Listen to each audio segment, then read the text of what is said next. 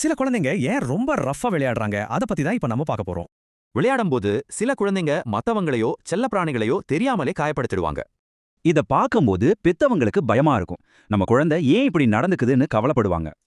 ஆனா இதுக்கு காரணம் அவங்களோட கோவமோ இல்ல குரூரமோ கிடையாது. இது ஒரு சென்சரி பிரச்சனை. அப்போ இந்த மாதிரி நடந்துக்கிறதுக்கு பின்னாடி இருக்கிற சென்சரி காரணம் என்னன்னு பாப்போமா? அதுக்கு பேரு ப்ரோப்ரியோசெப்டிவ் சென்ஸ். நம்ம எவ்வளவு அழுத்தம் கொடுக்கறோம்னு நம்ம உடம்புக்கு சொல்ற ஒரு ஃபீட்பேக் இது. இந்த குழந்தைங்க கிட்ட இந்த ஃபீட்பேக் ரொம்ப கம்மியா இருக்கும். அதனால தான் அவங்க அதிக விசைய பயன்படுத்துறாங்க. சரி, குழந்தைங்க தங்களை கட்டுப்படுத்திக்க பெத்தவங்க என்னெல்லாம் செய்யலாம்? தீர்வு என்னன்னா, சில குறிப்பிட்ட ஆக்டிவிட்டிஸ் மூலமா சரியான சென்சரி இன்புட் கொடுக்கறது தான். முதல்ல ஹெவி வாக் ஆக்டிவிட்டிஸ் பார்க்கலாம்.